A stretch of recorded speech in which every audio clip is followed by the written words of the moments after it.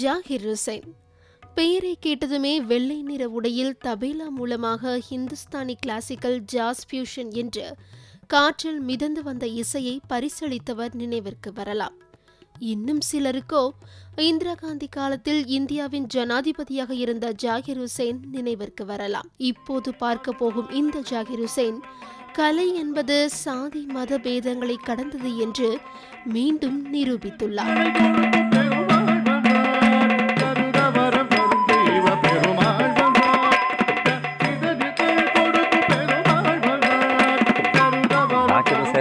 நெத்தில நிறைய ஸ்ரீசூர்ணமும் இப்படி வேஷ்டியும் கட்டிட்டு உட்காந்துட்டு இருக்கிறேன்னு என்ன இவருடைய பேர் ஜாகிர் ஹுசைன், இவர் என்ன நிஜமாவே ஆண்டாளுடைய பக்தர் தானா இல்லை மாற்று மதத்தவரா, என்ன இது ஒன்றும் புரியலன்ற மாதிரிலாம் யோசிச்சுன்னு இருப்பீங்கன்னு நினைக்கிறேன். என்னுடைய பிறப்பால் நான் ஒரு முஸ்லீம் தான், அதில் எந்தவித மாற்றமும் இல்லை. அதனால் என்னுடைய பெயர் ஜாகிர் ஹுசைன் என்பது தான். ஆனால் என்னுடைய ஆர்வம் ஆண்டாளுடைய நாச்சியார் திருமொழி மீதும் ஆண்டாளுடைய பாசுரங்கள் மீதும் திரும்புவதால் எனக்கு வைணவத்தில் மிகப்பெரிய ஒரு ஈடுபாடு ஒன்று உண்டு. அந்த ஈடுபாட்டின் காரணமாக, தமிழ் மீது கொண்ட பற்றின் காரணமாக இன்று உங்கள் முன்னால் நாச்சியார் திருமொழியையும் இந்த திருப்பாவை என்கின்ற இந்த 30 பாசுரங்களையும் விரித்துரைக்கும். அது விரித்துரைக்கிறதல் என்று சொல்கிற ஒரு வைணவத்தினுடைய சரியான டேர்ம் என்னென்னா ஈடு சொல்லுதல் என்கின்ற பெயர், வியாக்கியானம் பண்ணுதல். அந்த வியாக்கியானம் பண்ணுறதுக்கு இப்போ நானும் அதை ஆரம்பித்து வச்சுருக்கேன். ரொம்ப வருஷமாகவே நான் நாச்சியார் திருமொழியை வியாக்கியானமாக பண்ணிகிட்ருக்கேன். ஏன்னா நாச்சியார் திருமொழி நாட்டியத்திற்கு மிக உகந்தமான பாசுரங்கள். ஒரு பெண் தன்னுடைய காதலின் ஆழத்தை எப்படியெல்லாம் வெளிப்படுத்துகின்றால், அதனால் எப்படியெல்லாம் அவளுடைய எண்ணங்கள் மாறுபடுகின்றன என்பதை பதிவு செய்திருப்பது தான் இந்த நாச்சியார் திருமொழி. இந்த நாச்சியார் திருமொழியின் கொண்ட பற்றுதல் காரணமாக முதலில் நாச்சியார் திருமொழிக்குத்தான் வியாக்கியானமாக நிறைய பேச ஆரம்பித்தேன். அதை எடுத்து ஆடவும் ஆரம்பித்தேன். ஏனென்றால் நான் அடிப்படையில் ஒரு பரதநாட்டிய கலைஞன். அந்த வகையில் நாச்சியார் திருமொழி என்னை ஈர்த்த ஒரு விஷயம். அதன் பிறகு 2016 டிசம்பர் மாதத்தில் திருமதி வைஜிபி அவர்கள், பாரத் கலாச்சாரனுடைய அந்த உரிமையாளர், அவர் ஃபோன் பண்ணி, இந்த வருஷம் நீ எப்பயுமே நாச்சியார் திருமொழி மட்டும் தான் சொல்லிட்டு இருக்கேன், இந்த வருஷம் நிச்சயமாக திருப்பாவைக்கு நீ உபன்யாசம் பண்ணணும்னு சொன்னோடனே எனக்கே ரொம்ப ஆச்சரியமாக இருந்தது. ஆனால் எப்படியாவது முயற்சி செய்து தான் பார்ப்போமே என்று சொன்னவுடன் இந்த முயற்சியின் பலனாக விளைந்தது தான் இந்த முறை திருப்பாவைக்கான என்னுடைய வியாக்கியானம் உபன்யாசம். அது ஏறத்தாழ ஒரு நாளுக்கு 2 பாசுரங்களாக 15 நாள் அந்த உபன்யாசம் முடிந்தது. தமிழ்பால் என்னுடைய பற்றின் காரணமாகத்தான் இந்த வைணவத்தை நான் ஏற்க நேர்ந்தது. இந்த வைணவத்தை ஏற்றதால் மட்டுமே இன்று ஜாகிர் ஹுசைன் ஸ்ரீ சின்மத்தோடு உங்கள் முன் அமர்ந்து பேசிக்கொண்டிருக்கின்றேன். பொதுவாக என்னை பார்த்து ஒரு கேள்வி ஒன்று எப்பவும் கேட்டுனே இருப்பாங்க. நீங்கள் இவ்வளோ தைரியமாக நாச்சியார் திருமொழி நாட்டியத்தில் பல்வேறு வைணவத்தினுடைய கூறுகளை எல்லாம் நீங்கள் ஆராய்ந்து ஆடிக்கொண்டிருக்கிறீர்களே, இதை பற்றி உபன்யாசமாக சொல்லிக் கொண்டிருக்கிறீர்களே, இதற்கு உங்கள் வீட்டிலிருந்து எந்த விதமான எதிர்ப்பும் கிளம்பவில்லையா என்று கேட்பார்கள். சிறு வயதிலிருந்தே, ஏறத்தாழ சிறு வயதில் என்று சொன்னால் 17 வயது என்று வைத்துக் கொள்வோம். அந்த 17 வயதில் வீட்டிலிருந்து என்னுடைய தந்தையாரால் வெளியேற்றப்பட்டவன். அந்த வெளியேறி இங்கே சென்னையில் தங்கி, என்னுடைய சொந்த ஊர் சேலத்தை அடுத்த ஒரு சின்ன ஒரு கிராமம் குறிஞ்சிப்பட்டி. அந்த சிறிய கிராமத்திலிருந்து வந்த நான் இந்த மாபெரும் இந்த சென்னையில் கலந்து சங்கமித்து என்னுடைய நாட்டிய கலையை திருமதி சித்ரா விஸ்வேஸ்வரன் அவரிடமிருந்து பயின்று உங்கள் முன் இந்த நாட்டியத்தை சமர்ப்பித்துக் கொண்டிருந்தேன். ஒரு விஷயத்தில் மிக தெளிவாக இருக்கின்றேன். எந்த ஒரு மதம் சம்பந்தப்பட்ட விஷயங்களிலும் நாம் ஒரு கருத்துக்களை சொல்லி அந்த மதத்தவர்களுடைய மனது புண்படும்படி நாம் செய்யாமல் இருந்தாலே அதுவே மிகப்பெரிய ஒரு வழிபாடாக நான் கருதுகின்றேன். ஸோ அதனால் ஒவ்வொரு முறையும் எனக்கு எதிர்ப்பு எழலையா அப்படின்னு சொல்லி கேட்கும்போது எனக்கே ஒரு கேள்வி எழும். எனக்கு எந்த விதமான எதிர்ப்புகளும் இதுவரை வந்ததே இல்லை. அதற்கு காரணம், நான் யாரை பற்றியுமே விமர்சித்ததில்லை. அந்த விமர்சனம் என்று வரும்போது மட்டும்தான் உங்களுக்கு எதிர்ப்புகள் என்று வரும். நான் என்னுடைய வேலையில் எனக்கு பிடித்தமான ஒரு தொழிலில் எனக்கு பிடித்தமான ஒரு விஷயத்தை செய்து கொண்டிருக்கின்றேன். இது என் சம்பந்தப்பட்ட விஷயம்தானே தவிர என்னுடைய குடும்பத்தார் சம்பந்தப்பட்ட விஷயம் அல்ல.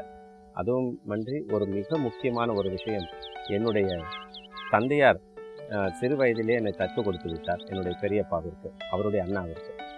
அப்படி என்னுடைய பெரியப்பா திரு அப்துல்லா அவர்கள், அவருடைய துணைவியார் அலமேலு மங்கா என்று ஒரு இந்து பெண் தான். ஸோ ஒரு இந்து பெண்ணுடைய அரவணைப்பில் தான் வளர்க்கப்பட்டேன். ஸோ அப்படித்தான் இருக்க முடியும். 2 மதங்களும் எனக்கு ஏறத்தாழ ஒரு சமநிலையில் இருக்கின்ற மதங்களாகத்தான் எனக்கு கண்ணுக்கு தெரிந்தது. அதனால் மதங்களை பற்றின கேள்விகளே இங்கே எழ வாய்ப்பே இல்லை. அது மாதிரி என்னுடைய குரு திருமதி சித்ரா விஸ்வேஸ்வரன் அவர்களும் திட்டு மட்டுமல்ல, அடியே வாங்கியிருக்கின்றேன். நிறைய தடவை கன்னத்துலலாம் அறையெல்லாம் வாங்கியிருக்கேன். அதே மாதிரி கால்லெல்லாம் நிறைய அடிவெல்லாம் வாங்கியிருக்கேன். பட் அந்த அடிகளை இந்த நேரத்தில் நான் நினச்சிக்கிறேன், அது ஒரு படிகளாக தான் நான் நினச்சிக்கிறேன்.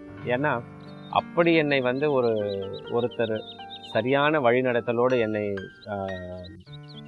வழி நடத்தவில்லை என்றால் இன்று நான் உங்கள் முன் அமர்ந்து இந்த பேசக்கூடிய ஒரு நிலைமை வந்திருக்காது. அந்த அடித்தமைக்காக அவர்களுக்கு மிக்க நன்றி. என்றென்றும் நன்றி உள்ளவனாக இருப்பேன். அதே போல் தமிழ் ஆசிரியர்கள், எனக்கு வாய்த்த தமிழ் ஆசிரியர்கள் மிக ஒரு கலைப்படைப்போடு, இந்த கலை உணர்வோடு இந்த தமிழை எனக்கு போதித்தார்கள். அது வெறும் பாடமாக இல்லாமல். அப்படி அந்த தமிழை ஒரு உள்வாங்கியதால் தான் இந்த தமிழில் இவ்வளவு அழகாக உரையாட முடிகிறது. அது மட்டுமில்லை, இந்த நாச்சியார் திருமொழியை மட்டும் அது ஒரே ஒரு விஷயம் மட்டும் இல்லாமல் எல்லா தமிழ் இலக்கியங்களுக்கும் எனக்கு ஒரு பரிச்சயத்தை ஏற்படுத்தி தந்தது அந்த தமிழ் ஆசிரியர்கள் தான். என்னுடைய முதல் அரங்கேற்றம் என்பது 1993 மயிலாப்பூர் ஃபைன் ஆர்ட்ஸ் அரங்கில் என்னுடைய அரங்கேற்றம் நிகழ்ந்தது.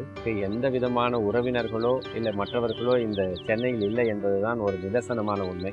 ஆனால் அரங்கு நிறைந்திருந்தது. ஏறத்தாழ 700 இருக்கைகளும் நிரம்பிவிட்டன. அந்த 700 இருக்கைகள் நிரம்பிவிட்டதற்கு காரணம் என்னுடைய நாட்டியம் மட்டுமே அல்ல, என்னுடைய குரு என் மீது கொண்ட நம்பிக்கை. என்னுடைய நாட்டியம் மட்டுமே அல்ல, குரு என் மீது கொண்டுள்ள நம்பிக்கை. அது மட்டுமல்ல, என்னுடைய விடாமுயற்சி. அந்த விடாமுயற்சிக்கு துணை புரிந்த கடவுளுடைய அருள். இந்த மூன்றும் சேர்ந்தது தான் அந்த நாட்டியத்திற்கு மிக பிரபலமாக அமைந்தது என்பதுதான் மிக முக்கியமான ஒரு விஷயம். வைணவத்தில் நாம் எதுவும் செய்ய தேவையில்லை. முன்பே செய்து வைத்திருக்கின்ற விஷயங்களை இப்பொழுது இருக்கின்ற மக்களுக்காகவும் இப்பொழுது இருக்கின்ற சமுதாயத்தில் இளம் தலைமுறையினர் அறிந்து கொள்வதற்காகவும் நாம் அதை மீண்டும் கொண்டு வருவதுதான் நான் செய்து கொண்டிருக்கின்ற மிகப்பெரிய விஷயமாக நான் நினைத்துக் கொண்டிருக்கின்றேன். வெள்ளை கோபுரம் என்று திருவரங்கத்தில் ஒரு கோபுரம் இருக்கிறது. இதற்கு ஏன் இந்த வெள்ளை கோபுரம் என்ற பெயர் என்பது பெயர் காரணம் யாருக்கும் தெரியாத ஒரு விஷயமாக இருந்தது. அது தெரியாத விஷயத்தை மீண்டும் ஒருமுறை வெள்ளையம்மாள் என்கின்ற ஒரு தாசி, ஒரு தளபதி இந்த ஸ்ரீரங்கத்தை கொள்ளையடிக்க வந்திருக்கும் பொழுது அவனை அந்த கோபுரத்தின் மீது ஏற்றி மிகுந்த செல்வம் கோபுரத்தின் மீது வைத்திருக்கிறார்கள் என்று அவனை ஏமாற்றி அழைத்துச் சென்று அங்கிருந்து தள்ளி அவனை கொன்று தானும் அங்கே விழுந்து தற்கொலை செய்து கொண்டாள் என்ற ஒரு நினைவாகத்தான், வெள்ளையம்மாள் என்கின்ற ஒரு தாசி நினைவாகத்தான் அந்த கோபுரத்திற்கே வெள்ளை கோபுரம் என்கின்ற பெயர் ஏற்பட்டிருக்கின்றது.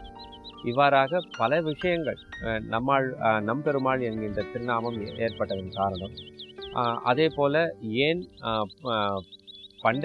பண்டரிபுரத்தில் எம்பெருமான் ஸ்ரீகிருஷ்ணன் பண்டரிநாதன் இந்த செங்கல் மீது ஏறி நிற்கின்றான். இது போன்ற பல விஷயங்களை ஒவ்வொரு முறையும் என்னுடைய நாட்டியத்தின் வாயிலாக இதை சொல்லும் பொழுது இந்த வரும் தலைமுறையினர் அதை அறிந்து கொள்கிறார்கள். நாட்டியம் என்பது வெறும் ஒரு நாயகனை தன்னுடைய கணவனாக நினைத்து அவருக்காக வருந்துவதோ வாடுவதோ இல்லை அழைத்து வா என்று சகிகளை தூது அனுப்புவதோ ஆக இல்லாமல், நாட்டியம் என்பது ஒரு இன்ஃபர்மேஷன், எடுத்து செல்லக்கூடக்கூடிய ஒரு பொக்கிஷம் என்பதாக நான் நினைத்து இதையெல்லாம் தான் என்னுடைய நாட்டியத்தில் நாட்டிய வடிவங்களாக தந்து கொண்டிருக்கின்றேன். பொதுவாக நாட்டிய மணிகள் என்னை பார்த்து மிக முக்கியமாக கேட்கக்கூடிய ஒரு கேள்வி, உங்களுடைய காஸ்டியூம்ஸ், உடை அலங்காரமும் சரி நகை அலங்காரம் சரி மிக வித்தியாசமாக இருக்கிறது என்ற கேள்விகளை என் முன் வைப்பார்கள். அதே போல விமர்சனங்கள் பலவும் என் மீது உண்டு. என்னுடைய நாட்டியத்தை பற்றி மட்டுமல்லாது என்னுடைய உடைகளின் மீதும் நகைகளின் மீதும். அதற்கு மிக முக்கியமான காரணம், என்னுடைய நகைகள் என்பது நானே வடிவமைக்கப்பட்டது. பெரும்பாலும் இந்த நாட்டிய மணிகள் எல்லாம் சென்று ஏதாவது ஒரு கடையில் போயிட்டு தனக்கு தேவையான நகைகளை வாங்கி கொண்டு வந்து அதை 5 வருடங்களோ 6 வருடங்களோ அதை உபயோகித்து பின் அதை அழிப்பார்கள். ஆனால் நான் என்ன செய்கிறேன் என்றால், எனக்குரிய நகைகளை, எனக்குரிய அந்த அழகான அந்த டிசைன்கள் என்று சொல்லப்படுகின்ற அந்த வடிவங்களை நானே வடிவமைக்கின்றேன். அதே போலத்தான் என்னுடைய உடை வடிவமைப்பும்.